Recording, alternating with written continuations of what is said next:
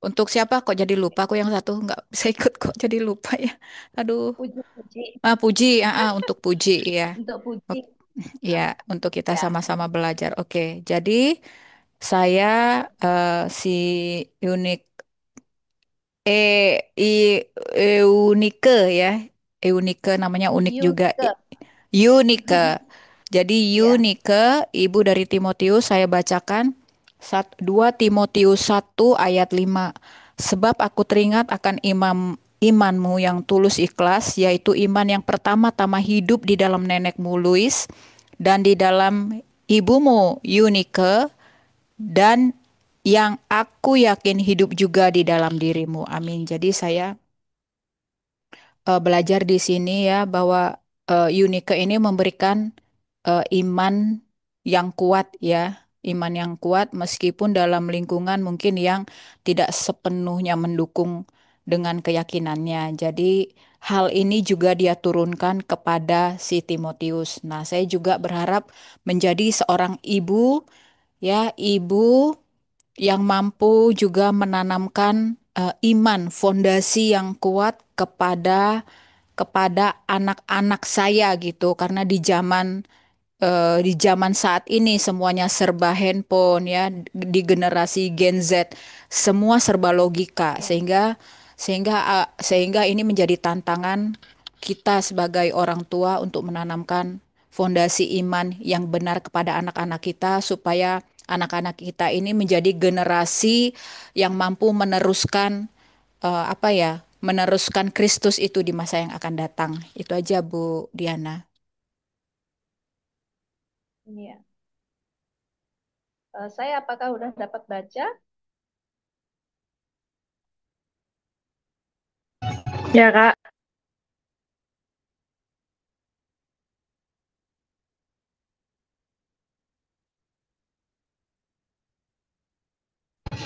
Kak, denger nggak suaraku?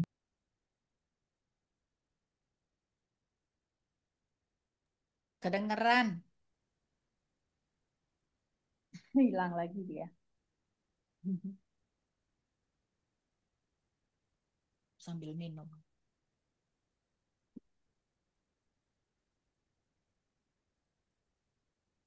Iya.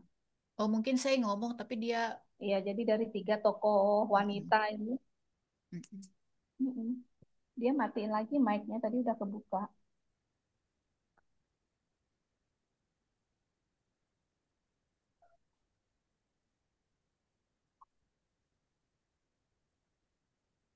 Ya, mungkin saya sambil nyimak aja karena mungkin dia di luar nggak ini.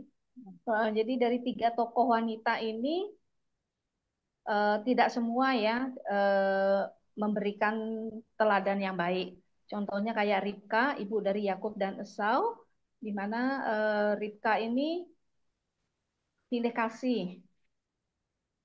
Dia lebih mengasihi si Yakub dibanding Esau, sehingga Ribka rela bekerja sama mengajak anaknya untuk membohongi bapaknya si Ishak hanya demi untuk mendapatkan berkat gitu. Padahal sebenarnya kan kalau dipikir semua pasti punya berkat, pastilah nggak mungkin Ishak akan memberkati Esau saja. Memang sih dikatakan di firman Tuhan di Kejadian itu memang jelas dikatakan bahwa kasihnya Ishak lebih kepada Esau dan kasihnya Ribka lebih kepada Yakub gitu. Nah, jadi dari mereka berdua aja sebagai suami istri tidak menunjukkan keteladanan bagi yang saya lihat ya. Karena mereka pilih kasih, oh saya lebih sayang sama anak saya yang pertama, saya oh kalau gitu saya sama ini. Nah, jadi di situ saya belajar bahwa kita tuh harus memberikan eh, apa namanya kasih yang sama gitu ke semua anak kita. Gitu. Nah, kalau dari Unique tadi juga kita belajar tentang iman ya, ketulusan imannya itu dan itu diteladanin sehingga di sini Paulus juga mengatakan pada Timotius, saya melihat imanmu itu karena Paulus tahu bahwa iman yang dimiliki oleh Timotius saat ini adalah iman yang diturunkan oleh ibunya dan ibunya pun diturunkan oleh neneknya Louis gitu. Jadi betapa pentingnya kita ini menjadi teladan iman sehingga keteladanan iman yang kita miliki itu bisa dilihat oleh anak-anak kita gitu. Nah, kalau Dorcas dia sedikit berbeda ya. Dorcas ini dia seorang wanita yang kreatif dengan talenta yang dia miliki. Jadi Dorcas itu suka membuat baju dan sebagainya, melayani dengan hati yang dimana hatinya itu tergerak oleh karena belas kasihan untuk menolong para janda dan fakir miskin. Gitu. Jadi lewat apa yang dia lakukan, banyak para janda dan fakir miskin yang tertolong dengan dia membuat rajutan baju itu. Gitu. Nah, jadi secara tidak langsung Dorcas ini juga menjadi seorang penginjil melalui peristiwa kehidupannya, yaitu lewat kematian dan kebangkitannya itu. Itu sehingga dia bisa membawa pengaruh besar bagi dunia, sehingga teladan yang baik yang sudah dia berikan itu tidak akan pernah lenyap. Jadi saya belajarnya dari situ ya, teman-teman. Nah, dari ya kayak tadi Ibu Ya, Dorcas di kreatif, aku dengerin. ya kreatif ya. Ya, dia kreatif melayani orang Melayani lain. dengan kreativitasnya. Yes. Terus berarti kamu belajar dari Dorcas ya. Ya, seperti itulah Kak, mudah-mudahan bisa terus Ya, berkreasi. ya paling tidak terinspirasi lah ya dengan apa yang dilakukan ya. Ya, Makanya, makanya kita belajar ini kan untuk bagaimana kita bisa meneladani kehidupan tokoh-tokoh yang ada di Alkitab. Oke. Terus ada lagi yang kamu mau sharingkan? Komitmen apa yang kamu mau ambil? Kalau kayak Bu Joli tadi kan bilang, jadi dia punya komitmen kerinduannya untuk dia bisa memberi teladan iman, menunjukkan imannya itu kepada anak-anaknya sehingga anak-anaknya juga bisa memiliki iman yang sama seperti ibunya.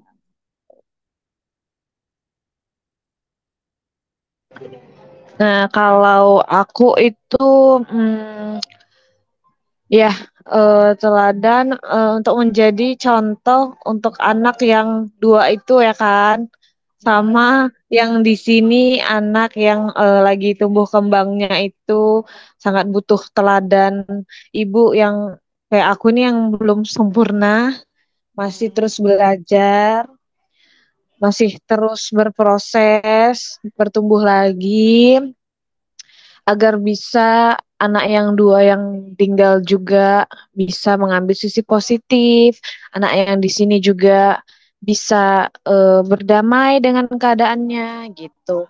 Itu sih Kak. Oke, ya oke.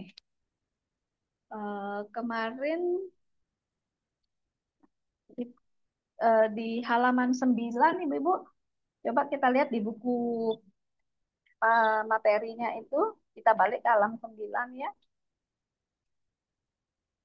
Ya Kak. Jadi siapakah yang dapat menjadi ibu rohani itu kemarin udah ya dicatat ya siapa-siapa saja. Udah Kak. Oh udah ya. Ha. Oke. Berarti untuk sesi 2 sudah finish. Ada yang mau ditanyakan atau ada yang mau di-sharingkan? Mungkin selama hampir 1 bulan kita nggak ketemu. Apakah ada kendala di dalam praktek like mother, like doctor ini? Atau mungkin sudah ada Aman-aman yang Kak, udah aman? Oke. aman, udah mengerti. Oh, siap. Mantap. Tinggal praktek ya. Ya, kita masuk berarti di sesi ketiga. Wanita yang beribadah.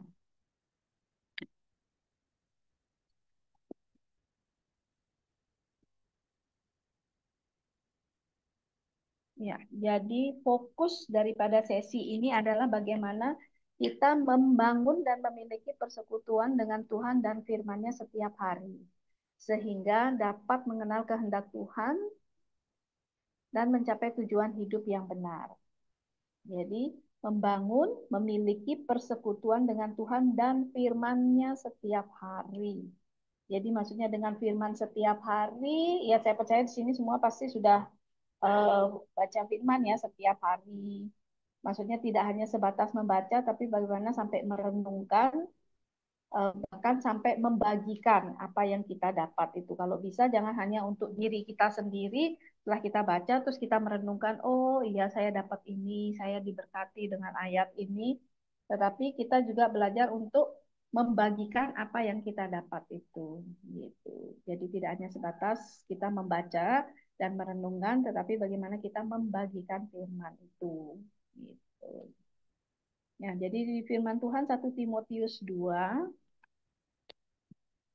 di dalam 1 Timotius 2, kita mau buka sama-sama ya. 1 Timotius 2 ayat 9 sampai 15.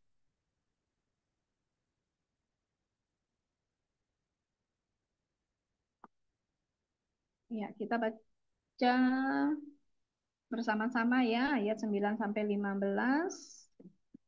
3, 2, 1. Demikian juga hendaknya perempuan, hendaklah ia berdandan dengan pantas, dengan sopan dan sederhana. Rambutnya jangan berkepang-kepang, jangan memakai emas atau mutiara atau pakaian yang mahal-mahal. Tetapi hendaklah ia berdandan dengan perbuatan baik, seperti yang layak bagi perempuan yang beribadah. Seharusnya lah perempuan berdiam diri dan menerima ajaran dengan patuh. Aku tidak mengizinkan perempuan mengajar dan juga tidak mengizinkannya memerintah laki-laki. Hendaklah ia berdiam diri. Karena Adam yang pertama dijadikan, kemudian barulah Hawa. Lagi pula bukan Adam yang tergoda, melainkan perempuan itulah yang tergoda dan jatuh ke dalam dosa. Tetapi perempuan akan diselamatkan karena melahirkan anak, asal ia bertekun dalam iman dan kasih dan pengudusan dengan segala kesederhanaannya. Sorry, 1 Timotius 2. Ya, sampai ayat 15 ya, bukan 19, saya salah. Terus kita lihat di Titus, Titus 2. Di Titus 2 ayat 3 mungkin Ibu Joli bisa bacakan.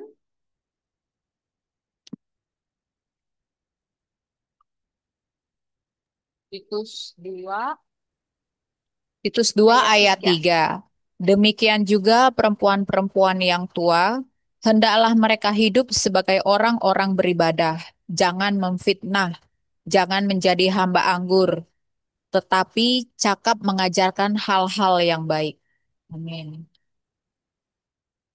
Amin. Ya, jadi di sini kita belajar bagaimana perempuan yang beribadah, wanita yang beribadah. Jadi memang di sini kan dikatakan demikian juga hendaknya perempuan jangan berdandan dengan pantas. Jadi sepantasnya lah gitu, dengan sopan, sederhana. Rambut jangan berkepang-kepang. Bukan berarti kita nggak boleh ngepang rambut, nggak boleh ini. Tetapi pokoknya semua yang dikatakan di ayat 9 ini ya, yang dihendaklah ia berdandan dengan pantas, sopan, tidak berkepang, tidak pakai emas atau itu bukan berarti tidak boleh ya, teman-teman. Maksudnya kita boleh, tapi yang wajar dan pantas, jangan sampai berlebihan. Pakai gelangnya sampai sini, cincin di jari-jari semua penuh gitu. Jadi yang pantas, yang sopan, dikatakan itu yang sopan gitu. Jadi berdandan itu dengan perbuatan baik. Jadi ketika kita punya inner beauty, itu pasti akan terpancar walaupun kita tidak harus menggunakan perhiasan dan sebagainya. Tuh. Ya menjadi woman yang apa ya, yang menunjukkan bahwa kita ini adalah wanita-wanitanya Allah. Gitu. Jadi menggunakan pakaian yang sopan dan sebagainya, yang tidak menimbulkan, yang tidak menjadikan itu apa yang kita gunakan itu jangan sampai itu menjadi batu sandungan bagi orang lain. Itu aja sih sebenarnya intinya di dalam hal secara fisik ya, dandan yang secara fisik itu yang dimaksud di 2 Timotius 9 ini gitu. Nah, jadi bagaimana seperti apa sih gambaran seorang wanita yang beribadah di dalam benaknya teman-teman? Apakah seorang wanita yang beribadah itu orang yang pergi ke gereja, pergi persekutuan, ikut doa dan sebagainya? Yang timbul pertama kali ketika ada kata wanita beribadah ini apa?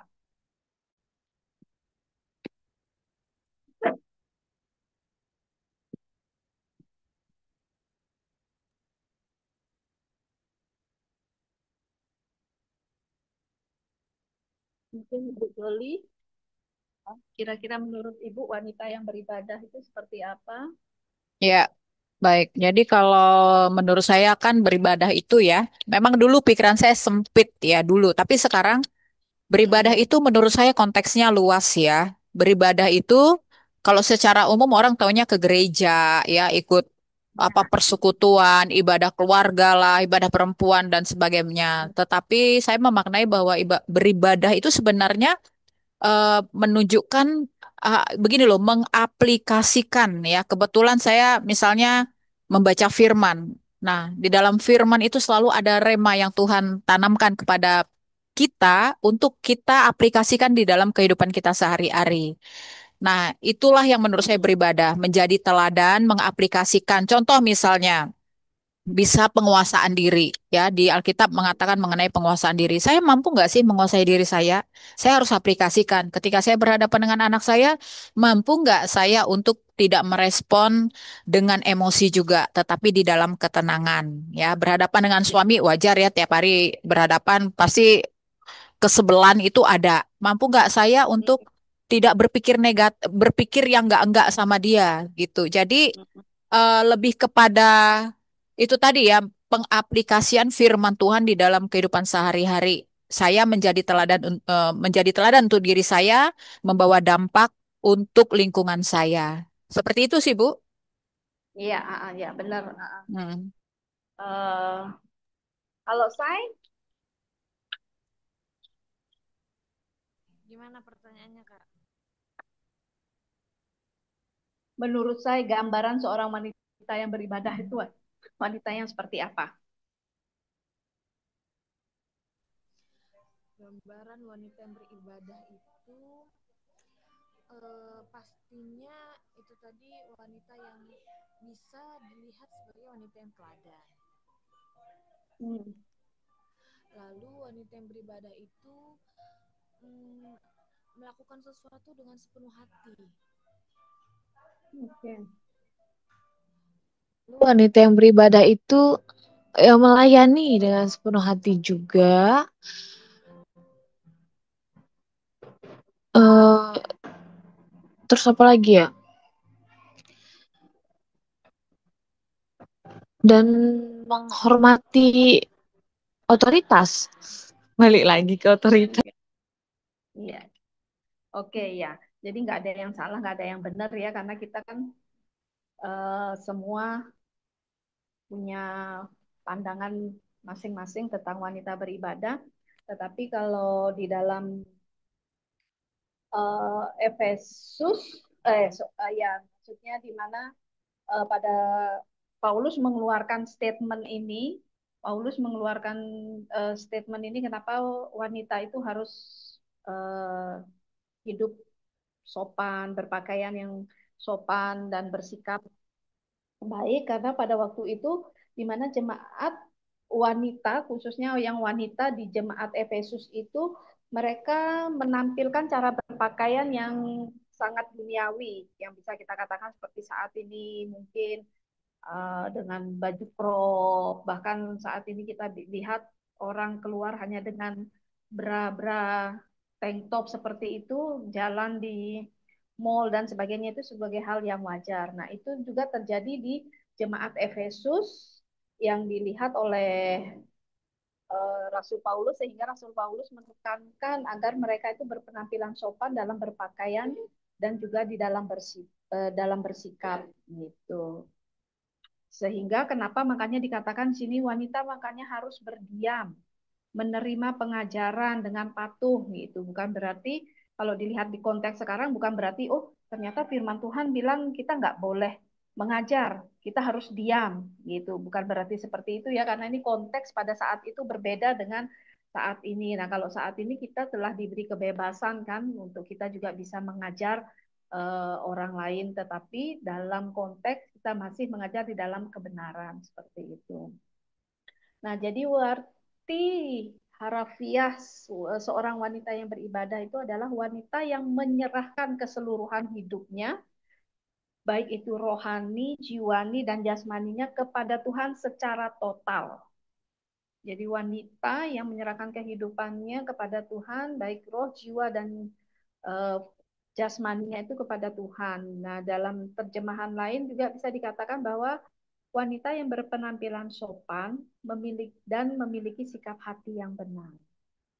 Ya, jadi kayak saya bilang tadi bahwa melakukan segala sesuatunya itu dengan tulus, ikhlas dan sebagainya itu berarti kembali yaitu bagaimana sikap respon hati kita ketika kita melakukannya itu gitu. Kita melakukannya dengan sikap hati yang benar. Berarti fokusnya lebih ke penampilan, bagaimana kita dilihat sebagai memang wanita yang mengerti rohani gitu ya Kak ya. Tidak yang Iya, kayak jadi kakak bilang tadi pakai BH gitu kan. Meskipun memang di iya keramaian, di situasi kita seperti itu, jadilah kita seperti yang diinginkan Tuhan gitu ya. iya Jangan mau karena sama supaya kelihatan nggak, maksudnya kelihatan ngikut gitu kan. Kelihatannya nggak ketinggalan zaman. Padahal ya Tuhan tidak menginginkan hal menginginkan itu. ya karena kenapa eh, mungkin kalau mau pakai bra bikini ya mungkin pada tempatnya ya kalau mungkin pada waktu mau renang tapi walaupun itu kenapa sih sangat sensitif ya dalam hal berpakaian ini karena soalnya kita ini wanita ini adalah sebagai eh, media yang membuat para laki-laki itu Pemancing, akan memancing ya betul gitu pemancing dosa kan. makanya kenapa dibilang hawa nafsu menimbulkan hawa nafsu bukan Adam nafsu. Jadi Hawa inilah sebenarnya yang menimbulkan ya kayak Ada dikatakan itu kan nafsu. makanya kenapa dikatakan bahwa wanita itu Iya, iya. jadi perempuan itu yang lebih dulu kan gitu perempuan itu yang lebih dulu yang melakukan dosa itu. Nah jadi kita ini adalah sebenarnya bahwa hidup kita ini dilihat terutama oleh laki-laki itu makanya kenapa kita harus sangat konsen dengan cara kita berpakaian seperti itu menggunakan pakaian itu ya pada tempatnya lah seperti itu. Tetapi kalau yang Iya, di kalau sini pakai, kalau kita mah pakaian bra sama kede itu kan di toilet kalau kita. iya ya seperti itu sih. Jadi mungkin kita sering uh, secara kedagingan mungkin kita sering melakukan kesalahan. Tetapi namanya kita masih daging ya Bu Joli ya, maksudnya bukan berarti kita ini setelah kita ini kita semua sudah langsung jadi malaikat, kita tidak pernah melakukan kesalahan, tidak. Kita tidak terlepas semua dari kesalahan. Tetapi bagaimana hatinya kita itu bisa tetap tertuju dan fokus hanya kepada Tuhan. Itu sih jadi intinya tentang wanita yang beribadah ini. Mungkin kita salah cara kita berpakaian, mungkin ketika kita dinasehatin, ditegur, sorry, kayaknya inimu terlalu turun ya kerahnya. Ini kancingnya mungkin ditambahin kancing atau kamu pakaiin bros lah, jadi agak tinggi. Nah, ketika menerima nasihat, teguran seperti itu, bagaimana sikap hati kita? Gitu, apakah langsung, tuh dia bilang kepo amat sih, ngurus amat sih baju-baju aku ini, gitu. Badan-badan aku ini, ya seperti itu. Nah, jadi bukan seperti itu seorang wanita yang beribadah, bagaimana yang hatinya itu selalu tertuju kepada Tuhan dan bagaimana ia mengasihi Tuhan dan perintah-perintah Tuhan yang ada di dalam hatinya. Gitu. Wanita beribadah pasti akan mengalami perubahan setiap hari karena apa? Karena dia belajar dari Alkitab, belajar kebenaran firman dan melakukan. Nah, kayak tadi kan saya bilang bahwa saya bukan ibu yang sempurna, bukan ini, tetapi saya lagi di dalam proses mau belajar untuk bisa menjadi teladan. Nah, jadi kita hari-hari ini ya terus belajar bagaimana kita melakukan kebenaran firman Tuhan. Masih ada yang ingat nggak arti dari kata wanita bijak?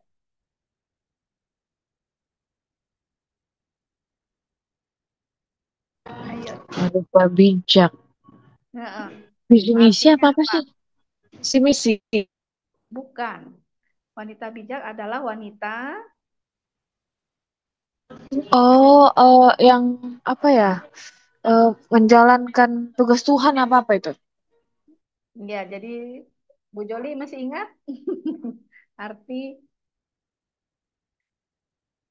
jadi yaitu wanita yang mengaplikasikan atau mempraktekkan kebenaran firman Tuhan dalam kehidupan sehari-hari. Nah, itu iya iya, ingat banget itu tahun tahun lalu apa pas ikut WB itu.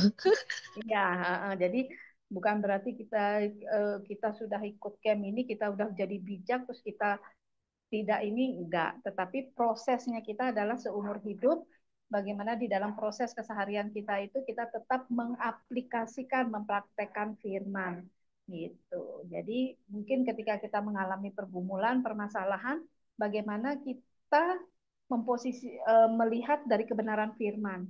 Oh iya, kok saya selalu seperti ini. Coba kita cari, kita cek di firman Tuhan. Apa yang firman Tuhan katakan misalnya, aduh gimana ya dagangan saya kok sepi, aduh gaji saya bulan ini sedikit, sedangkan saya harus bayar listrik, saya harus bayar sekolah anak untuk kebutuhan sehari-hari gitu. Jadi ada rasa takut, ada rasa khawatir. Nah, bagaimana kita mempraktekannya? Kita kembali ke Matius bahwa dikatakan janganlah kamu khawatir akan apa yang akan kamu makan. Nah, jadi kita praktekkan, oh ya firman Tuhan bilang saya nggak perlu khawatir sebab firman Tuhan katakan bahwa saya tidak perlu khawatir akan apa yang saya makan bahwa Tuhan akan memelihara hidup saya ya seperti itu jadi contohnya gitu. Jadi esensi dari wanita yang beribadah itu adalah wanita yang mempersembahkan hidupnya untuk Tuhan setiap hari. Setiap hari artinya berarti berapa? 24 jam. Setiap jam, setiap menit, setiap detik ya terus mempersembahkan tubuh keseluruhan hidupnya yang dikatakan di dalam Roma 12 ayat 1 itu, aku mempersembahkan tubuhku sebagai persembahan yang hidup, yang kudus, dan yang berkenan kepada Tuhan, sehingga aku tahu mana hal yang baik dan yang tidak baik, apa yang harus aku perbuat dan apa yang harus tidak aku perbuat. Itu. Jadi ini sangat penting ya, teman-teman, untuk bagaimana kita bisa mempersembahkan hidup kita setiap saat. Gitu. Ya, jadi dasarnya sih sebenarnya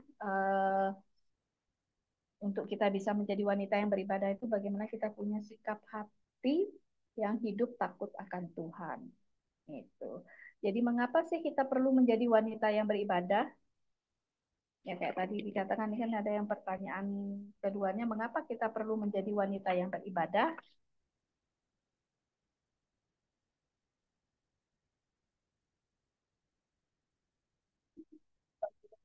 Apa?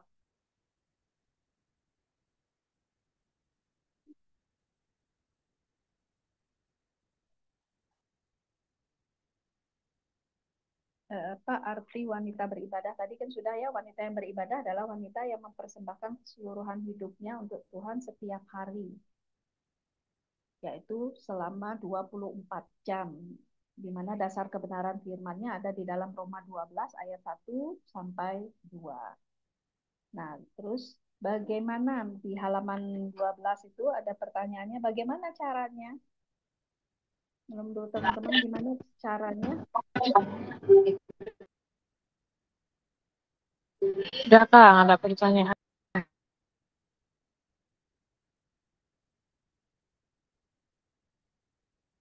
Kalau menurut Bu Joli, bagaimana caranya Bu untuk kita bisa mempersembahkan hidup setiap hari, setiap saat? Ya, caranya kita mengaplikasikan itu ya, apa namanya, Hmm. firman itu di dalam kehidupan sehari-hari. Contoh di dalam rumah ya, dengan suami ya, dengan suami ya. Kalau kita benar-benar mengaplikasikan firman Tuhan itu, belajar tunduk. Tunduk itu bukan berarti kita babunya dia. Tunduk itu Ya, kita ya. menghargai dia, gitu ya. Jadi benar-benar diaplikasikan kepada anak, contohnya ya, menegur itu dengan kasih, gitu ya. Walaupun dalam Mm-mm. kenyataannya ya susah juga ya, karena berhadapan dengan anak-anak zaman sekarang itu kan agak berbeda, gitu ya. Jadi Ya, dengan komunitas. Jadi saya pikir benar-benar kita itu menjadi teladan sih. Makanya benar ini tadi ya. Jadi di mobil dua ini menjadi teladan. Itu sih apa ya? iya. Nggak kalau secara real itu susah menerapkannya Ya, karena betul. seperti Bu Diana bilang, kita ini masih hidup di dunia, masih ada darah, daging ya. Dan itu susah, Iya, kita masih ada perasaan, masih ada jiwa. Jadi aplikasinya memang wow luar biasa. Teorinya enak banget karena hanya sebatas perkataan. iya, Realisasinya luar biasa. Jadi itulah terus ya kalau saya pribadi sih Bu, itu ya terus yang menjadi peperangan rohani saya. Bagaimana saya iya, benar-benar bisa mengaplikasikan firman Tuhan itu menjadi satu tantangan bagi saya pribadi. Setiap hari saya terus berperang diri saya untuk benar-benar mampu mengaplikasikan walaupun mungkin hitungannya berapa persen, bukan 100%, mungkin 50% pun belum dapat. Itu aja Bu. iya. Karena memang orang lain yang akan menilai Hmm. apakah kita sudah menjadi teladan, jadi Iya, wanita yang bijak. Ya, jadi memang sangat dibutuhkan kasih karunia ya Bu untuk kita bisa praktek iya, firman itu ya. Tapi ya kita percayalah, maksudnya bahwa Tuhan sudah menyediakan kan di firman-Nya dibilang bahwa kasih karuniaku cukup bagimu. hmm, Ya, oke. Ya, jadi tidak ada cara lain yaitu selain kita punya eh, apa tadi saya bilang sikap hati takut akan Tuhan. Ketika kita punya sikap hati takut akan Tuhan, maka wanita itu akan berpenampilan kudus. Karena jadi kita melakukan segala sesuatunya itu, nah misalnya kayak sekarang kita ada di dalam kelompok ini, saya nggak enak, malu nih nanti kalau dilihat sama teman-teman modul 2 saya pakai yang seksi saya ini. Oh saya kan sekarang mau ke modul 2, berarti saya nggak usah pakai baju seksi, nanti kalau mau kemana pakai baju seksi, misalnya seperti itu. Jadi jangan kita melakukan segala sesuatunya itu karena kita takut sama komunitas kita, takut dengan orang-orang yang di sekitar kita. Tetapi bagaimana kita bisa punya sikap takut akan Tuhan. Jadi ya karena Tuhan itu kan di atas, dia maha tahu, dia pasti akan melihat kita seperti itu. Jadi ketika kita punya sikap hati takut akan Tuhan, kita akan secara otomatis akan menjaga penampilan kita untuk bagaimana penampilan kita itu kudus dan menarik dilihat orang lain, baik itu dari luar maupun dari dalam. Seperti itu. Nah, jadi untuk diskusi kelompoknya kita melihat apa sih penghalang atau musuh wanita untuk dapat secara konsisten menjadi wanita beribadah. Nah, kayak Bu Joli karena kita masih daging dan masih ini. Nah, sekarang kira-kira apa yang menjadi penghalangnya itu untuk kita bisa menjadi wanita beribadah?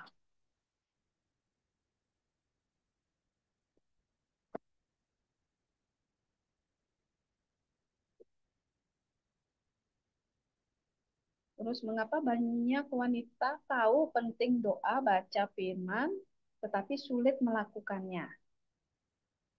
Terus ya, yang dua itu dulu. Coba kalau menurut teman-teman apa kita diskusi sama-sama ya.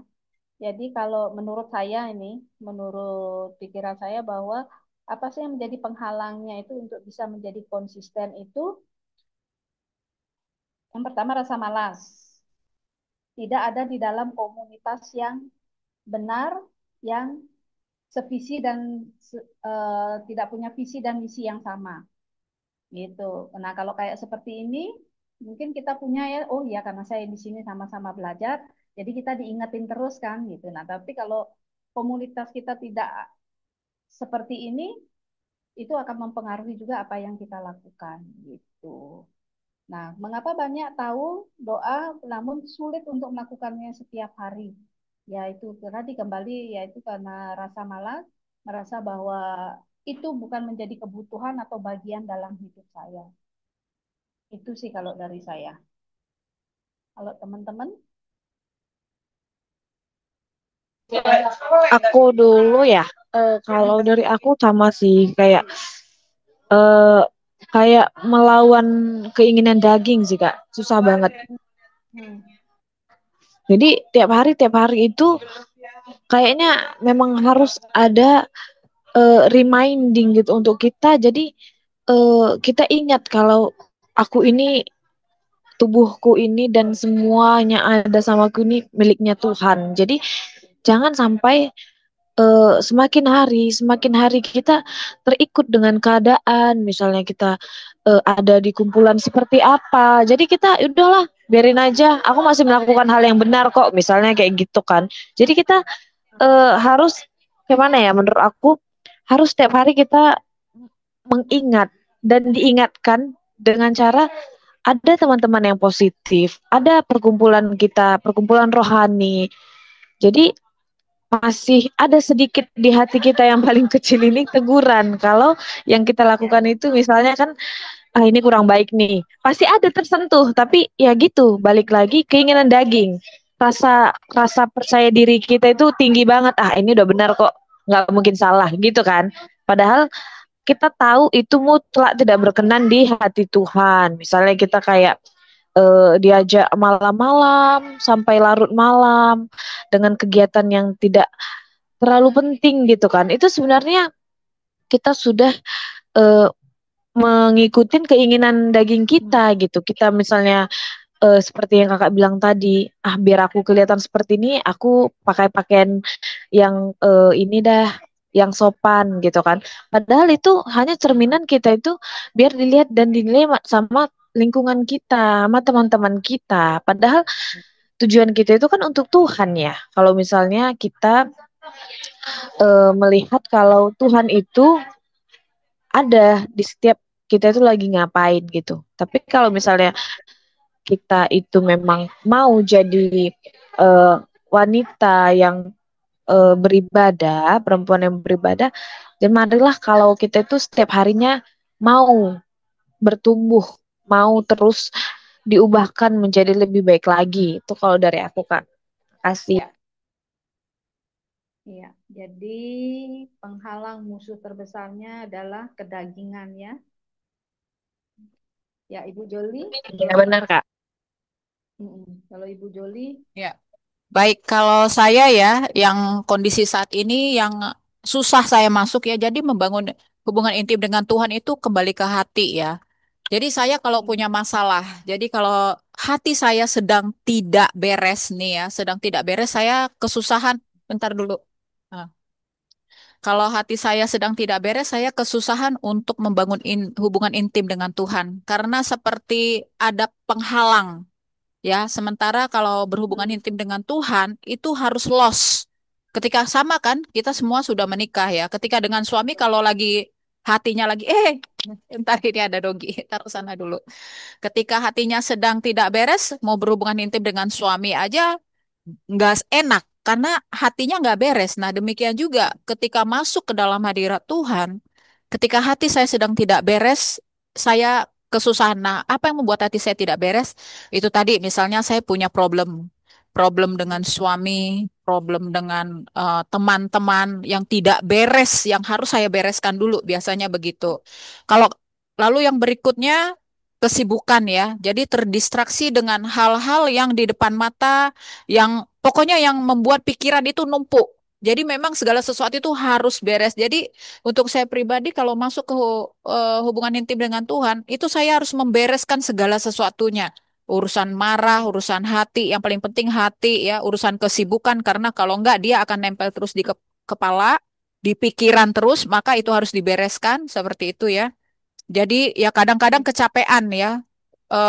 Kalau malas mungkin beda ya. Saya lebih kepada mungkin kelemah kecapean tubuh di luar gitu ya. mm, Kalau malas itu kan soal komitmen ya, mau atau tidak. iya, Seperti itu.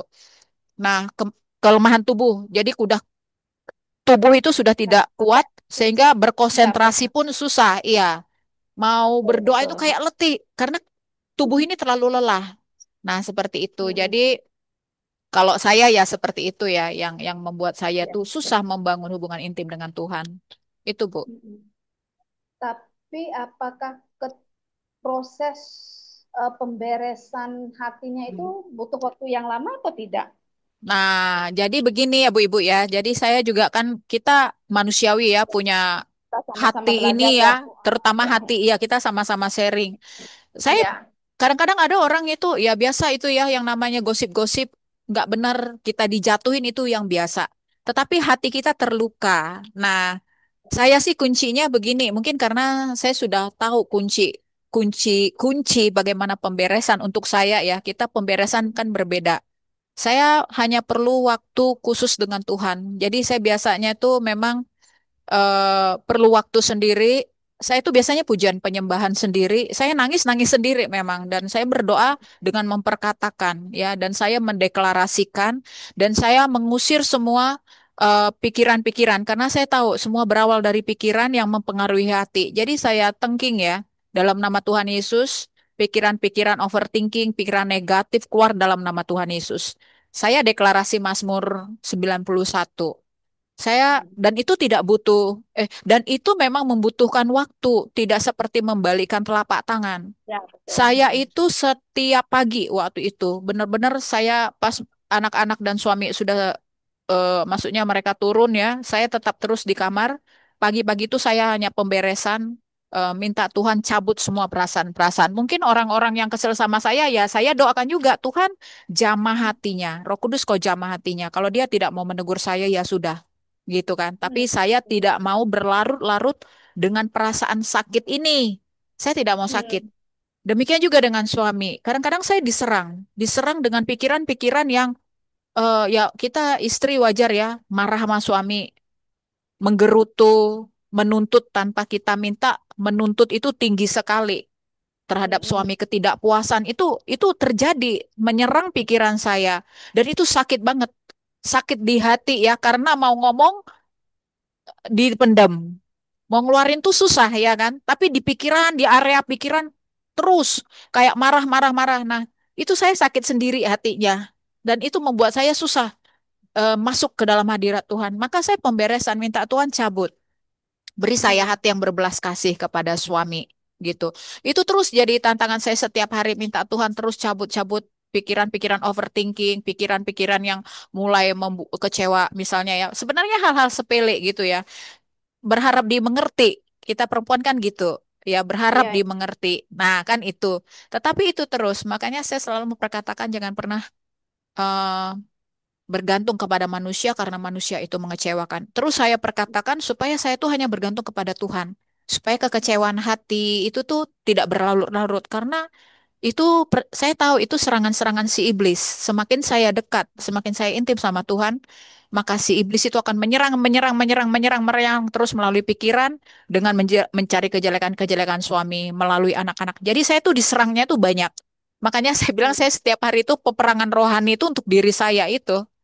Kalau Hmm. enggak itu, Iya. tuh pekerjaan si iblis kan begitu, dia nggak mau saya dekat sama Tuhan. Dia nggak Hmm. mau. Makanya saya diserang, diserang, diserang dan sakit sekali yang namanya melakukan peperangan itu. Karena sebenarnya itu melawan diri sendiri. Seperti itu, Bu Iya. Diana. Hmm. Iya, jadi luar biasa ya. Maksudnya saya diberkati juga. Jadi Ibu Joli melakukan tahu bahwa saya sedang tidak beres, tetapi Hmm. kembali ke firman. Maksudnya kembali ke Iya, Tuhan. iya. Mm-mm. Mm-mm. Kembali, jadi kadang kalau ada orang kan ketika ini karena merasa belum beres tadi itu kan yang Hmm. mungkin mencari hiburan, lagi stres Hmm. atau apa kan mencari Hmm. hiburannya di luarnya. Tapi yang Ibu Joni lakukan ya maksudnya saya diberkati belajar juga ya. Maksudnya cepat jadi responnya langsung ke Tuhan gitu. Iya. Dan Iya. itu bisa kok, Bu. Tapi saya Iya, iya. dari yang saya lakukan deklarasi itu perlu banget. Jadi memperkatakan itu sangat membantu karena dari pengalaman saya kita ini musuh-musuh kita kan musuh-musuh kita yang ada di udara. Itu roh-roh yang Iya. tidak kelihatan. Nah, Mm-mm. itulah yang si jahat itulah yang masuk sebenarnya. membuat pikiran kita tuh menjadi aneh, negatif gitu ya. Pokoknya gitu deh. Makanya saya sudah tahu harus memperkatakan dan mengeluarkan semua yang ada itu dalam nama Tuhan Yesus roh bersungut-sungut keluar dalam nama Tuhan Yesus. Itu saya herdik. Dan saya bisa ngerasakan ada perubahan ketika saya sudah memperkatakan, ketika saya sudah deklarasi. Tapi harus masuk dulu memang pujian penyembahan dan itu harus pribadi, tidak dengan orang lain. Seperti itu. Ya, ya. Hmm. Jadi butuh waktu sendiri, tapi Ya, bukan berarti menyendiri terus merenungi nasib, tetapi oh enggak, menyendiri iya. sama. Iya, Pemberesan, karena minta Tuhan bantu pemberesan. iya, Heeh. ya maksudnya kan kadang-kadang ada orang itu kalau udah stres, udah ini nggak beres, ya udah menyendiri dalam tanda kutip ya kita menyendirinya ya begitu. Nangis Bombay. Iya. Nah, terus akhirnya menyalahkan diri sendiri lah, bahkan bisa Hmm, menyalahkan keadaan seperti itu. iya. Itu, iya. Heeh. Iya, jadi eh, apa rencana Anda untuk mempraktekkan? Nah, kalau ini kan tadi sudah ya, si Bu Hmm. Doli sudah mempraktekkan perenungan sudah setiap hari. Nah, apa kunci menumbuhkan kecintaan membaca Alkitab? Kuncinya apa? Halaman berapa, Ibu? Halaman 12. Oke, halaman Di 12. diskusi kelompok itu yang di poin keempat, Hmm. apa Oh. kunci menumbuhkan kecintaan Tuhan? Ya, kita mau baca di 1 Timotius 4 ayat 7 dan 8. Oh, mana dia 7, 8. Tetapi jauhilah tahayul dan dongeng nenek-nenek tua. Latihlah dirimu beribadah. Latihan badani terbatas gunanya, tetapi ibadah itu berguna dalam segala hal karena mengandung janji baik untuk hidup ini maupun untuk hidup yang akan datang. Nah, jadi kuncinya adalah bagaimana kita bisa memberi waktu untuk mengenal Dia, yaitu ya membaca merenungkan firman yang setiap hari tadi itu gitu. Jadi kita datang kepada Tuhan melalui doa, jujur pada Tuhan, di mana doamu bagaimana apapun kondisimu. Nah, kayak tadi Bu Joli itu saya ya belajar apapun kondisi Ibu Joli tetap datang di dalam doa kepada Tuhan gitu. Karena apapun kondisi kita walaupun kayak tadi kita mulai itu kan marah-marah tuh tadi Ibu bilang emosi hati saya nggak beres nggak ini gitu. Tapi dengan kondisi hati seperti itu kita datang kepada Tuhan, Tuhan menerima, gitu. Menerima dan nggak pernah menolak kita. Terus kehidupan doa, gimana teman-teman kalau doa? Maksudnya apakah doanya hanya doa makan 3 hari sekali atau punya waktu khusus? Nah, jadi di sini kita mau belajar bersama-sama ya bagaimana kita mau punya komitmen untuk baca firman dan doa.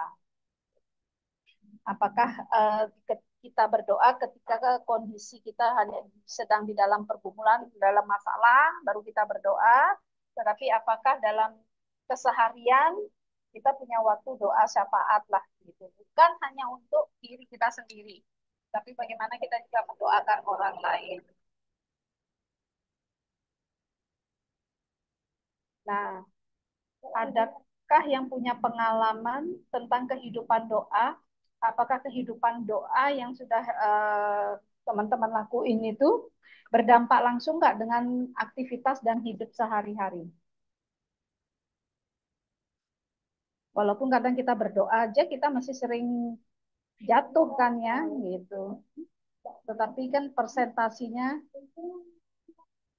tidak seperti yang terlalu membahayakan diri sendiri seperti itu. Karena soalnya ada ya teman-teman, ada Coba orang Kak Joli dulu, aku apa ya masih mikir. hmm, Ya. Dampak doa. Jadi kalau untuk doa ya mungkin agak berbeda. Kalau saya itu memang selain kita di rumah itu sudah membangun mesbah ya, membangun mesbah doa. itu juga sudah ada komitmen, bukan hanya mendoa. Kalau untuk pribadi memang Bu, seperti saya bilang ya, ketika saya mengalami kelemahan ya, kelemahan diri ya, seperti tadi ya sakit hati apa, saya minta Tuhan membantu saya pemberesan. Saya menengking semua hal-hal itu. Seperti itu. Kalau untuk itu eh, dan doa itu memang bukan 3 kali sehari enggak, tetapi dia setiap hari tanpa harus tangan ditutup begini ya, kita terbiasa. Doa itu kan bisa dilakukan di dalam hati setiap hari justru gitu. Nah, sedangkan tadi pertanyaan apa sih doa itu? Apa Bu tadi pertanyaannya? Di unmute Bu. Ya, apakah aktivitas doa itu membawa dampak nggak dalam kehidupan Oh, aktivitas hidup sehari-hari?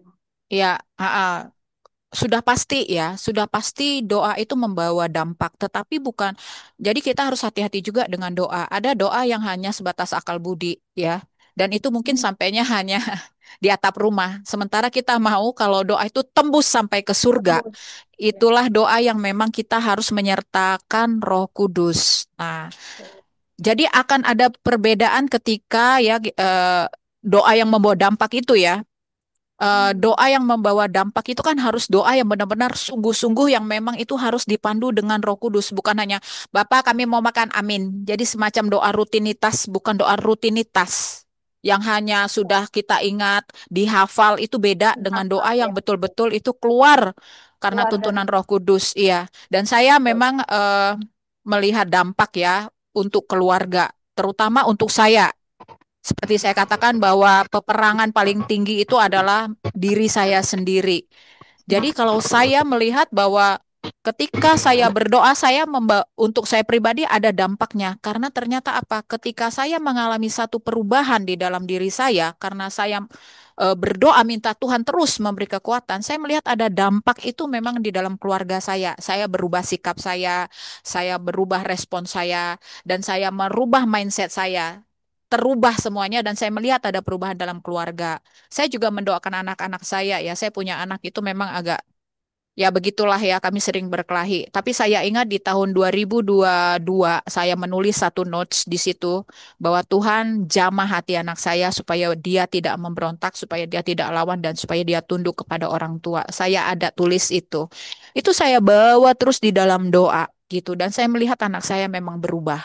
Seperti itu. Saya juga mendoakan adik saya ya. Adik saya itu penderita Down syndrome. Dia pernah hilang dan sebelumnya dia mau bicara. Ketika dia hilang 1 hari, dia tidak mau bicara. Tapi saya memang mendoakan kesembuhan gitu ya, kesembuhan adik saya itu.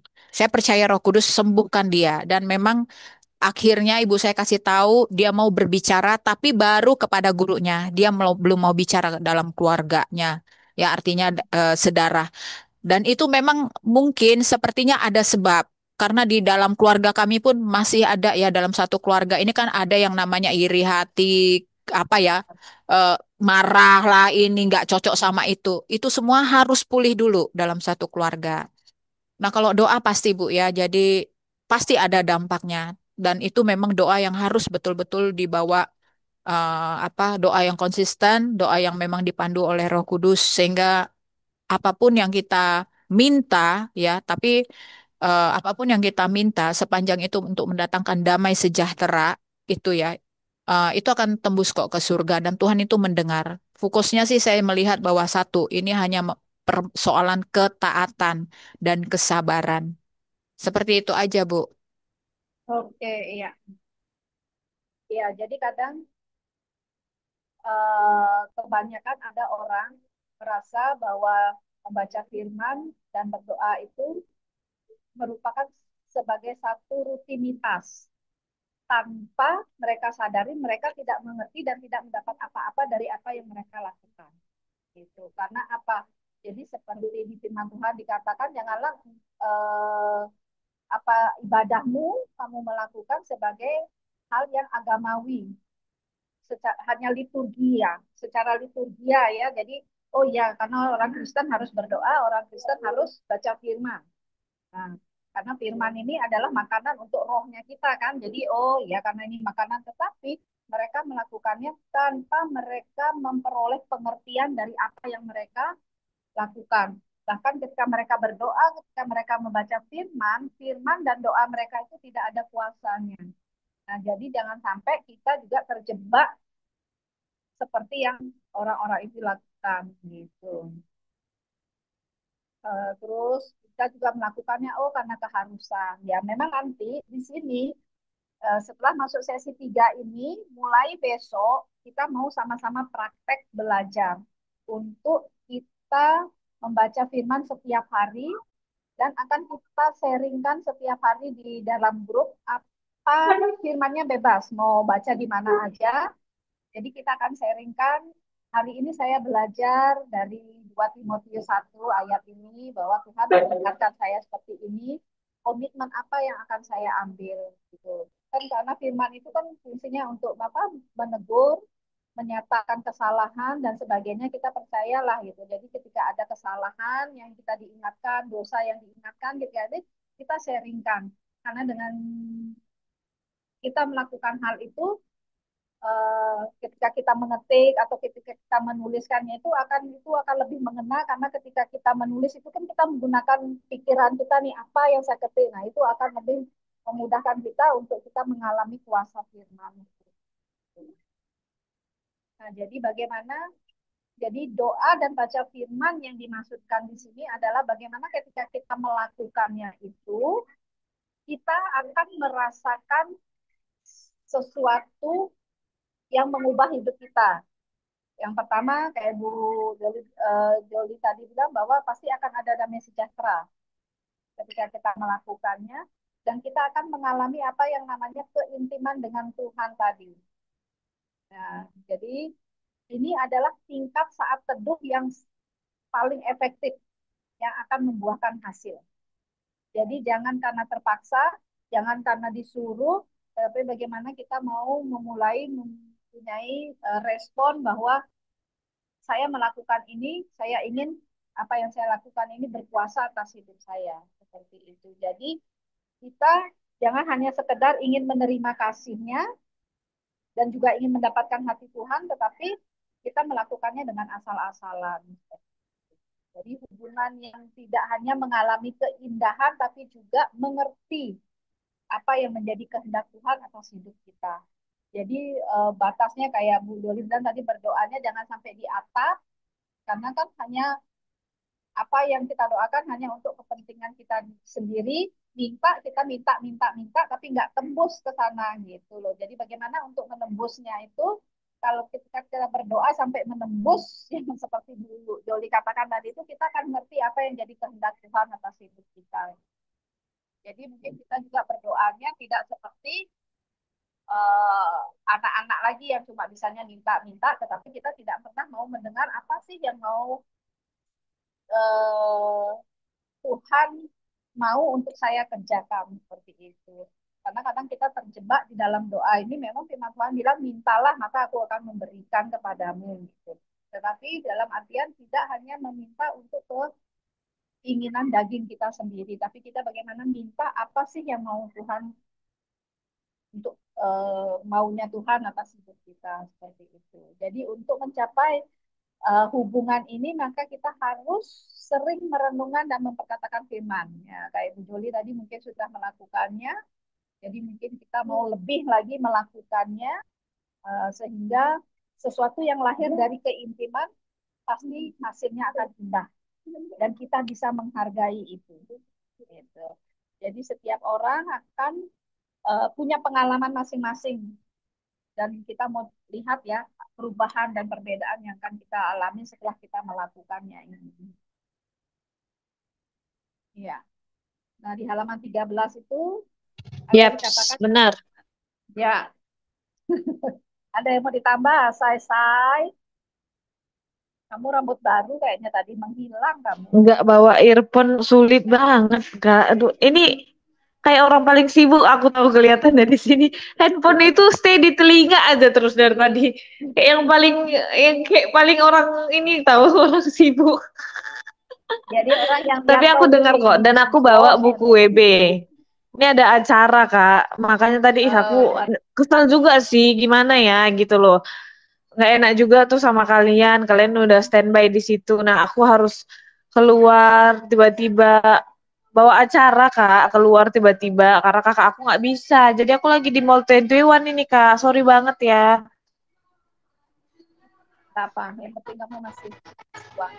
Iya, ada siswa yang ulang tahun. Seharusnya MC-nya itu kakak aku.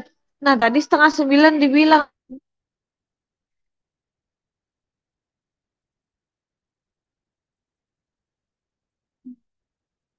Iya,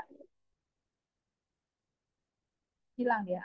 Ya, jadi kita lihat di halaman 13 itu ya, kesulitan-kesulitan di dalam membangun itu ada banyak. Di situ dikatakan malas, sulit konsentrasi, sibuk, fokus kepentingan dan keperluan diri sendiri.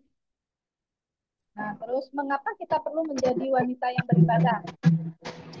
Karena itu adalah menjadi kehendak Tuhan yang di 1 Timotius 2 tadi ya, ayat 9 itu. Iya. Terus untuk menjawab pertanyaan, mengapa kita sulit menjadi wanita yang beribadah?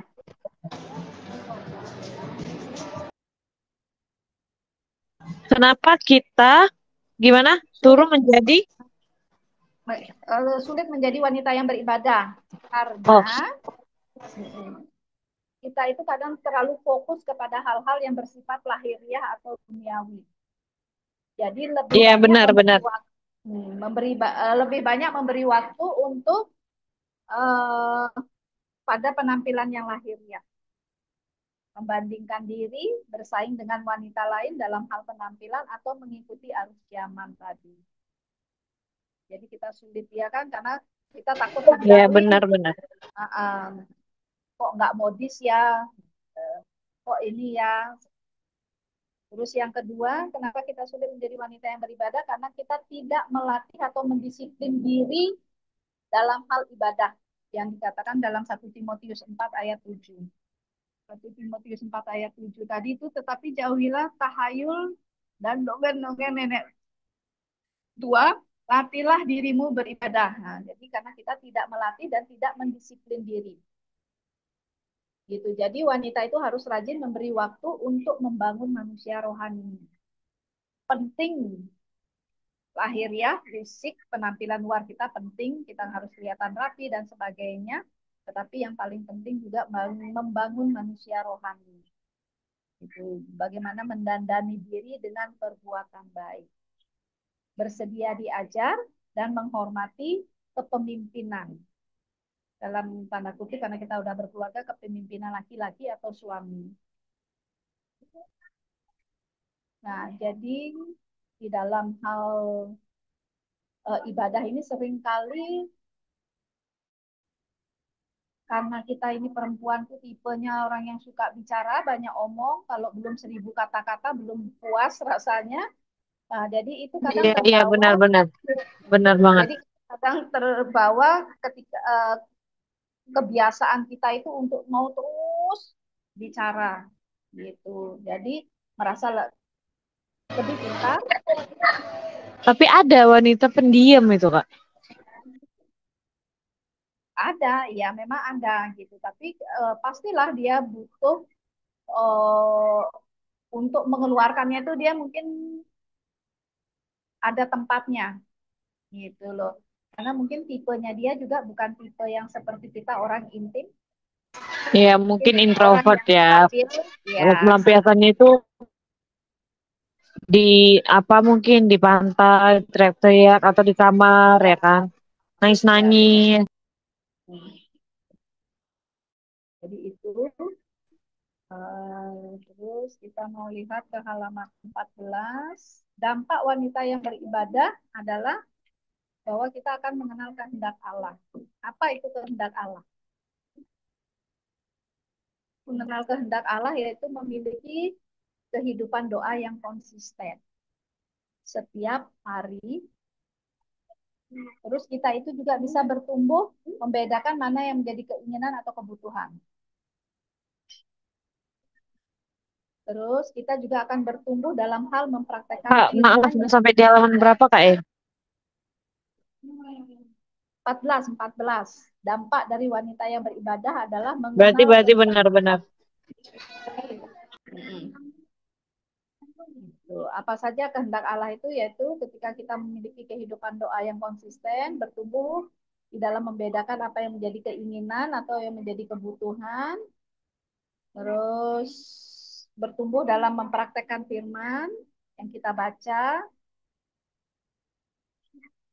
mengenal pasangan hidup Ini yang memberi sesuai. dampak.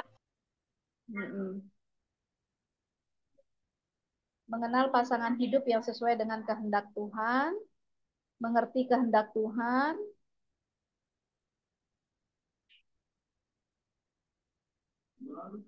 dapat menemukan tujuan hidup karena dibangun dari hubungan setiap hari dengan Tuhan.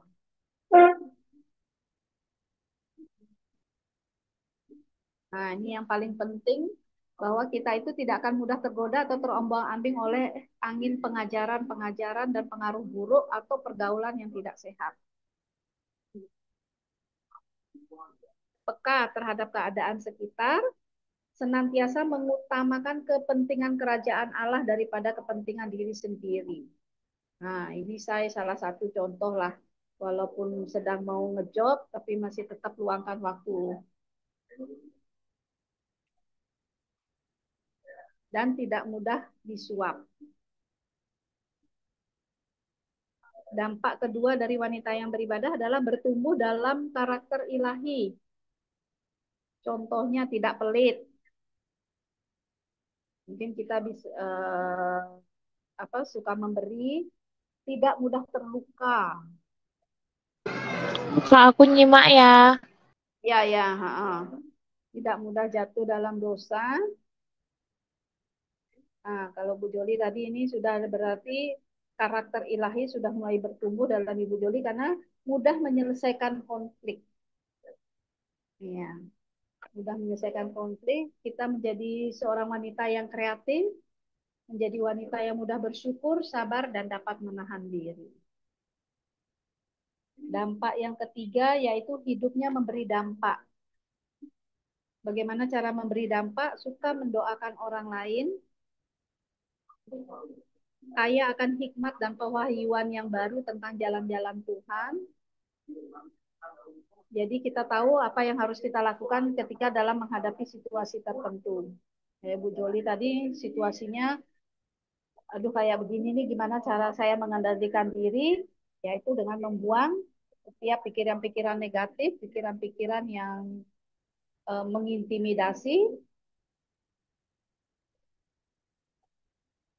mengatur prioritas dan keinginan. Tidak fokus kepada hal-hal jasmani, tapi kepada hal-hal yang rohani. Dapat memberi. Nah, dalam hal memberi ini tidak hanya secara materi, uang, tetapi bagaimana kita juga bisa memberi waktu, membagi hidup kita dengan orang lain. Jadi wanita yang beribadah adalah wanita yang mengasihi Tuhan dengan segenap hatinya dan ia akan terus bertumbuh dan semakin dewasa dan semakin serupa dengan Kristus. Nah, di sini ada power statement-nya, takut akan Tuhan adalah dasar pengenalan akan Allah yang benar. Ya, jadi wanita yang beribadah tadi adalah wanita yang mengasihi Tuhan dengan segenap hatinya, terus bertumbuh. Setiap wanita yang dekat dengan Tuhan pasti akan belajar untuk menolak berbuat dosa. Karena pasti tidak akan ada damai sejahtera.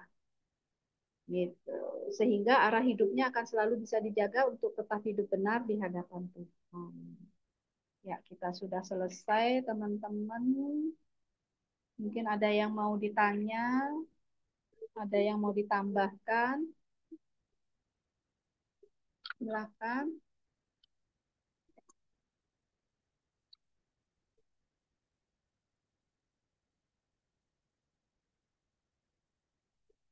Kalau tidak ada, masuk di halaman 15, PR-nya seperti biasa.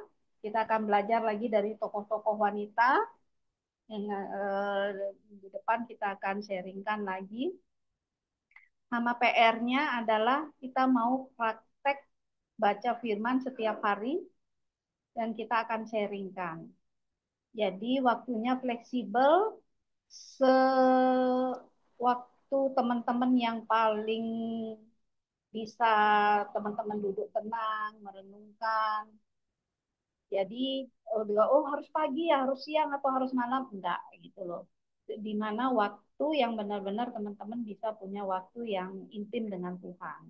Jadi kita mau sama-sama praktek untuk sharing firman-Nya gitu.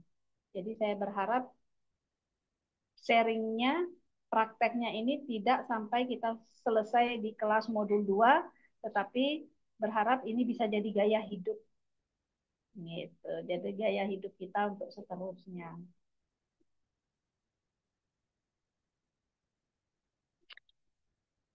Atau kalau ada yang mau mulai hari ini, mau praktek baca firman, untuk belajar konsisten ya, mungkin kita nggak tahu apa ya, aduh apa ya ini, saya nggak dapat apa, saya nggak ini ya, percayalah maksudnya ketika kita berdoa minta pimpinan Roh Kudus, Tuhan pasti akan tolong kita. Kita minta roh hikmat, pengenalan akan Tuhan itu pasti Tuhan beri ketika kita membaca merenungkan. Baik teman-teman, kita udah selesai sampai di modul 3, ke sesi 3. Jadi saya berharap karena kita libur sudah banyak, karena kita target kemarin kita selesai September ya. Kita harus selesai.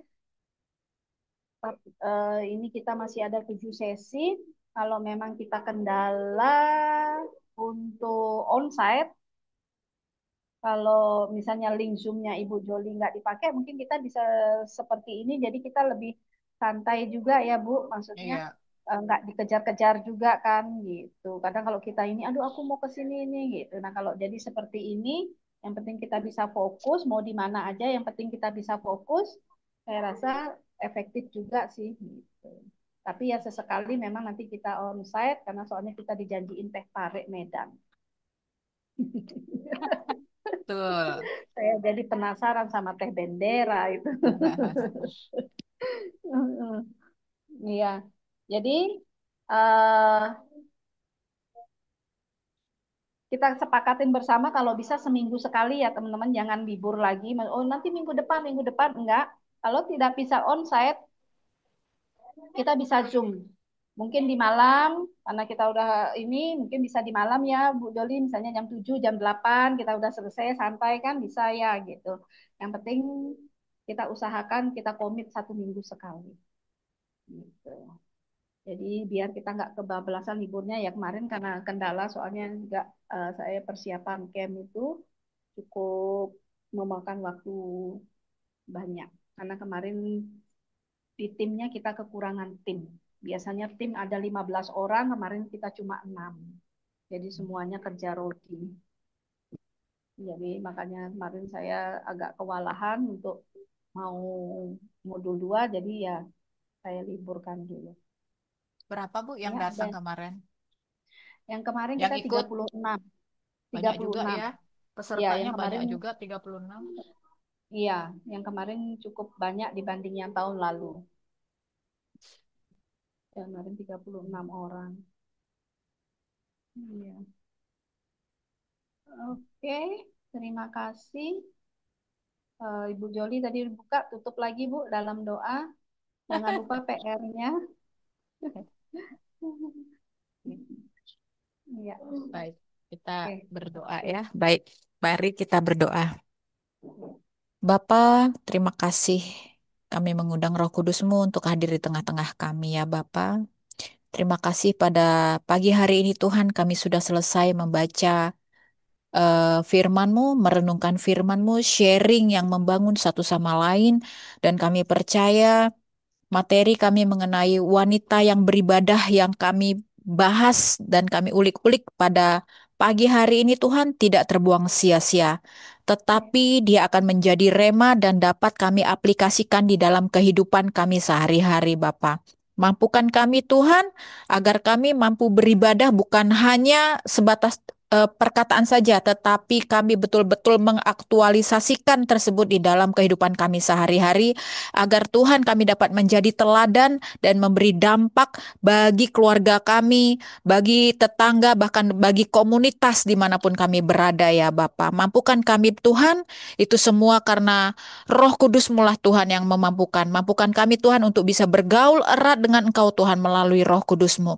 Bapak, kami berdoa Tuhan pada hari ini juga, pagi ini juga, Ibu Diana, hambamu termasuk juga saya dan puji Tuhan, Engkau mengurapi kami semua dari atas kepala sampai ke ujung kaki. Urapi pikiran kami Tuhan, agar pikiran-pikiran negatif, pikiran overthinking, itu tidak ada di dalam pikiran kami. Kami patahkan di dalam nama Tuhan Yesus, pikiran Kristuslah yang Kau berikan kepada kami, dan diperbaharuilah pikiran kami dari hari ke hari. Kami juga Tuhan tumpang tangan untuk kuping kami segala hal-hal yang tidak mendatangkan damai sukacita yang kami dengar dari siapapun itu, yang membuat kami down, yang membuat kami marah, yang membuat kami kepahitan, kami patahkan di dalam nama Tuhan Yesus. Bantu kami Tuhan agar semua apapun yang kami dengar itu Tuhan adalah kata-kata yang mendatangkan damai sukacita, yang membangkitkan iman rohani kami ya Tuhan. Bukan kata-kata yang jelek tetapi kata-kata yang positif di dalam nama Tuhan Yesus. Tuhan, Kau juga mengurapi bibir mulut perkataan kami. Ya Roh Kudus, berjaga-jagalah di liang bibir kami agar kami Tuhan bisa mampu menguasai diri kami, tidak mengatakan hal-hal yang negatif, tidak memperkatakan hal-hal yang bersungut-sungut, tidak mengatakan hal-hal yang mendukakan hatimu Tuhan. Tetapi biarlah kata-kata sukacita, kata-kata ucapan syukur, kata-kata memuji Engkau, kata-kata yang membangun Tuhan keluar dari mulut kami Tuhan. Mampukan kami agar mulut ini juga dapat menjadi saksi akan bagaimana karya Engkau di dalam kehidupan kami. Tuhan, kami akan melanjutkan kembali kegiatan kami. Tuhanlah yang melindungi kami melalui malaikat kudus-Mu. Dan Roh Kudus teruslah diam di dalam hati kami, karena Engkaulah yang mampu membantu kami menguasai diri kami, hati kami, pikiran kami sepenuhnya. Tutup bungkus kami dengan darah Kristus. Di dalam nama Tuhan Yesus, haleluya. Amin. Amin. Baik, ini Amin, Bu doanya. Diana. Oh, saya Oh udah ya, keluar.